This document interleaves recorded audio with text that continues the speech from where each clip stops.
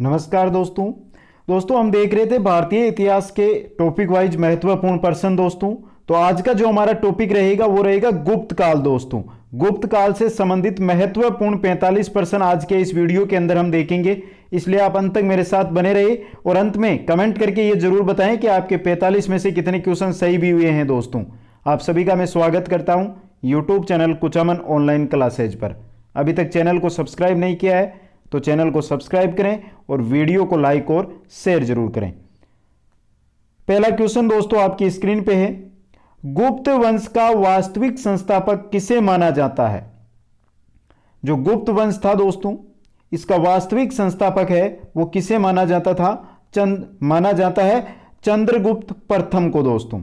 Option B आपका यहां पे क्या रहेगा? सही रहेगा। नेक्स्ट क्वेश्चन में चलते हैं। किस गुप्त शासक के काल में गुप्त साम्राज्य का सर्वाधिक विस्तार हुआ था? कौन सा गुप्तकालीन शासक था जिसके शासन के अंदर जो गुप्त साम्राज्य है उसका सर्वाधिक विस्तार हुआ था? समुद्रगुप्त दोस्तों। ऑप्शन बी आपका यहां पे क्या रहेगा? सही रहेगा। मित्रों मैं यहां पर सभी ऑप्शन नहीं पढ़ रहा हूं, जो सही आंसर है वो आपको बता रहा हूं, क्योंकि दोस्तों कम समय के अंदर आपको अधिक से अधिक पर्सन मिल सके, यही हमारी भावना रहती है। नेक्स्ट क्वेश्चन में चलते हैं। समुद्रगुप्त 335 से 375 ईस्वी के बारे में कौन सा कथन सुमेलित है? इनमें से कौन सा कथन है जो समुद्रगुप्त के बारे में सही है? देखते हैं दोस्तों। समुद्रगुप्त को प्रयाग प्रस्तुति में 100 युद्धों का विजेता कहा गया है। विसेंट स्मिथ ने उसे भारत का नेपोलियन कहा है। समुद्रगुप्त ने कविराज की उपाधि धारण की। उपयोग सभी, यानी यहां पर डी ऑप्शन आपका सही रहेगा। ये तीनों के तीनों कथन है जो समुद्रगुप्त के बारे में क्या है? सही है दोस्तों। नेक्स्ट क्वेश्चन में चलते हैं। व्यापारियों की समिति कहलाती थी, जो व्यापारियों की समिति होती थी वो नियम कहलाती थी दोस्तों। डी ऑप्शन आपका यहां पे क्या रहेगा? सही रहेगा। नेक्स्ट क्वेश्चन में चलते हैं। गुप्त शासकों में सर्वाधिक अभिलेख किस शासक के हैं? जो गुप्त शासक है उनमें सर्वाधिक अभिलेख है वो किस शासक के हैं दोस्तों? किसके हैं? कुमार गुप्त महेंद्रादित्य के। ऑप्शन ए आपका यहां पे सही रहेगा। नेक्स्ट क्वेश्चन में चलते हैं। गुप्त वंश का अंतिम शासक कौन था? जो गुप्त वंश है इसका अंतिम शासक विष्णुगुप्त। ऑप्शन बी आपका यहां पे क्या रहेगा? सही रहेगा। नेक्स्ट क्वेश्चन में चलते हैं। नीतिसार की रचना की थी, जो नीतिसार है इसकी रचना किसने की थी? कामंदक ने। ऑप्शन आपका सी यहां पे क्या रहेगा? सही रहेगा। नेक्स्ट क्वेश्चन में चलते हैं। गुप्त साम्राज्य में सेना का सर्वोच्च अधिकारी कहलाता था। गुप्त साम्राज्य के अंदर जो सेना का सर्वोच्च अधिकारी होता था वो क्या कहलाता था दोस्तों? महाबलाधिकृत।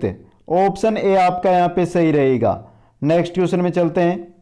गुप्त काल में आर्थिक उपयोगिता की दृष्टि से भूमि के प्रकार का कौन सा युग्म सही है? जो आर्थिक उपयोगिता है उसके आधार पर जो भूमि है उसका प्रकार है, यहां पे कौन सा सही है दोस्तों?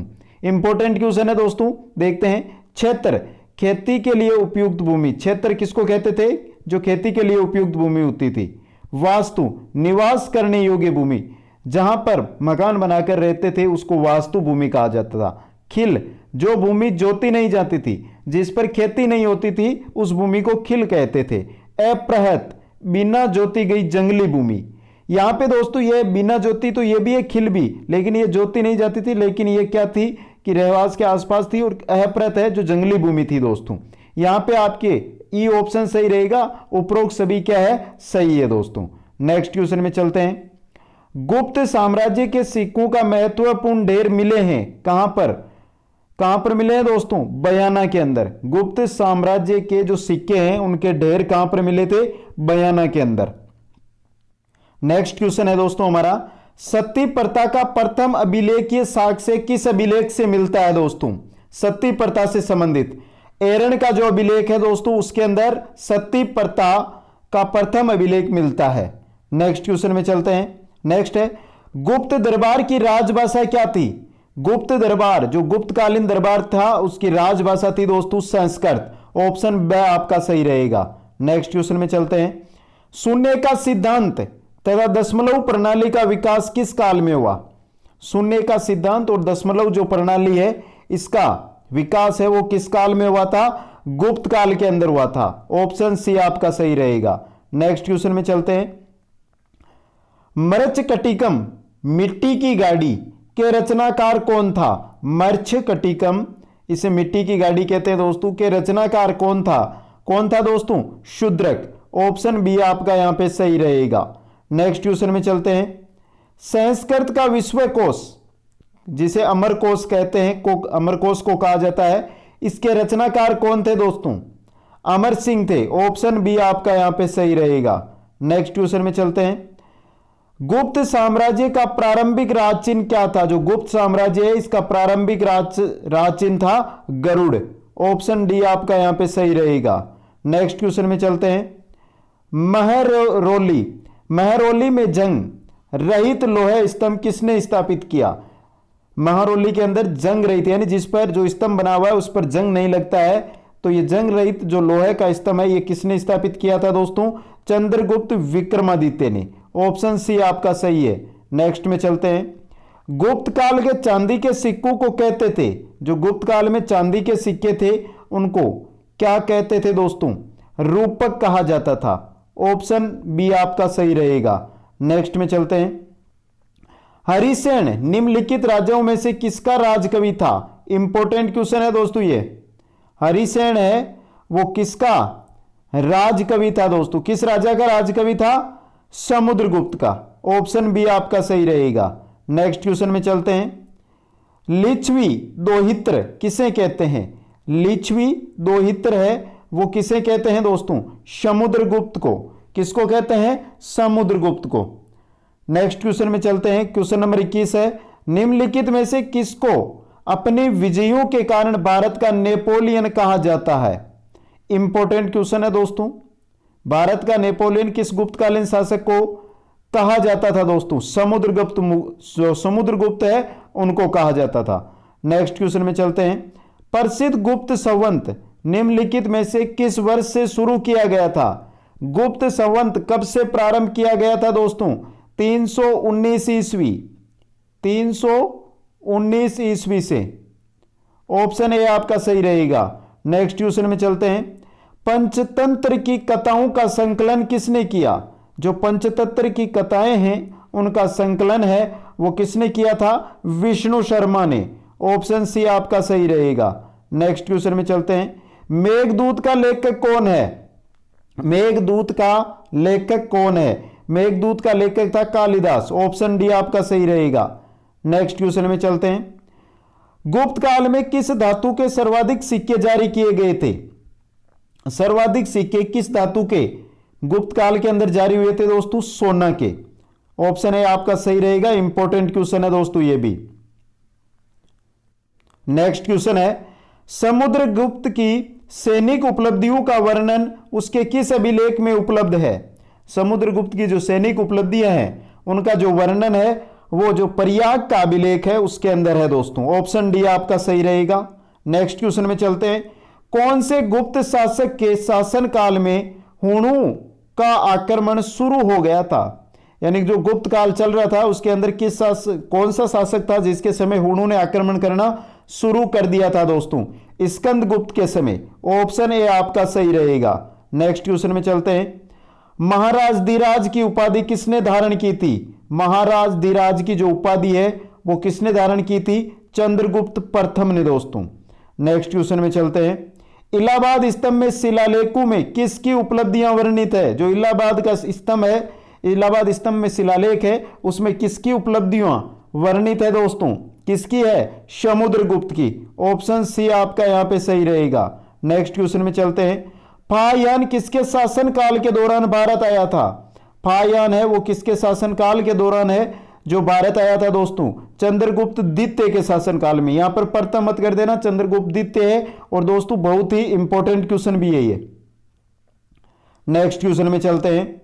फाहियान किसके शासनकाल में भारत, रिपीट हो गया दोस्तों ये क्वेश्चन, डी ऑप्शन ही रहेगा इसका। नेक्स्ट क्वेश्चन है। गुप्त शासन के दौरान निम्नलिखित में से ऐसा व्यक्ति कौन था जो एक महान खगोल विज्ञानी और गणितज्ञ था? यह इंपॉर्टेंट क्वेश्चन है दोस्तों। कौन था दोस्तों? कौन था?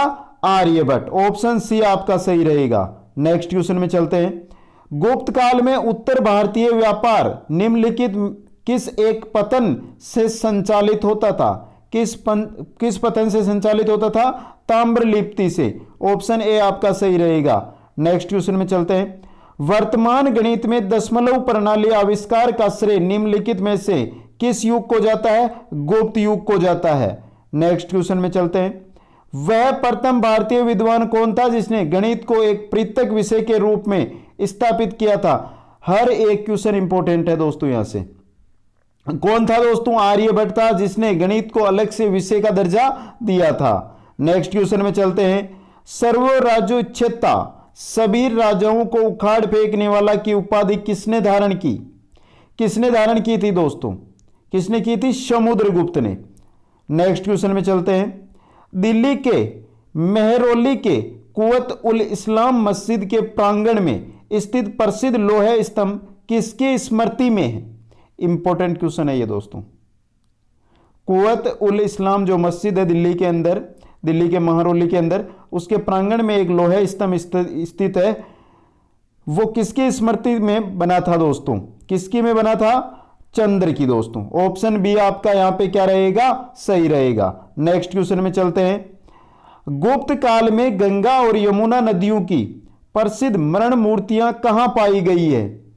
अहिछत्र में दोस्तों। ऑप्शन ए आपका सही रहेगा। नेक्स्ट क्वेश्चन में चलते हैं। फायान कहां का निवासी था? फायान कहां का निवासी था? चीन का निवासी था दोस्तों, और गुप्त काल में भारत आया था ये। नेक्स्ट क्वेश्चन में चलते हैं। किस वंश के शासकों ने मंदिरों एवं ब्राह्मणों को सबसे अधिक ग्राम अनुदान में दिया था दोस्तों? किस शासकों ने दिया था दोस्तों? गुप्त वंश के शासकों ने। ऑप्शन ए आपका सही रहेगा। नेक्स्ट क्वेश्चन में चलते हैं। कालिदास की किस कृति की गिनती विश्व की 100 प्रसिद्ध साहित्य कृतियों में होती है? किसकी होती है? अभिज्ञान शाकुंतलम। ऑप्शन सी आपका सही रहेगा। नेक्स्ट क्वेश्चन में चलते हैं। मंदिर निर्माण कला का जन्म सर्वप्रथम कब हुआ? मंदिर निर्माण कला का जन्म सर्वप्रथम गुप्त काल में हुआ था। बहुत इंपॉर्टेंट क्वेश्चन है ये। नेक्स्ट क्वेश्चन में चलते हैं। निम्न में से किस काल में स्त्रियों की पुरुषों से बराबरी थी? किसमें थी? गुप्त काल में। गुप्त काल में जो स्त्रियां थी वो पुरुषों से क्या थी? बराबरी थी उनकी। नेक्स्ट क्वेश्चन में चलते हैं। निम्न में से कौन सा नगर गुप्त शासन काल में रेशमी वस्त्र का सर्वोत्तम उत्पादक था? कौन सा था दोस्तों? वाराणसी। ऑप्शन डी आपका यहां पे सही रहेगा। नेक्स्ट क्वेश्चन में चलते हैं। इतिहासकार V.A. स्मिथ ने किसकी विजयों से प्रभावित होकर भारत का नेपोलियन कहकर पुकारा था? किसको दोस्तों? समुद्रगुप्त को पुकारा था भारत का नेपोलियन कहकर। दोस्तों गुप्त काल से रिलेटेड क्वेश्चनों का हमारा ये पहला वीडियो था, जिसके अंदर हमने क्या देखे? 45 क्वेश्चन पार्ट 1 के अंदर दोस्तों।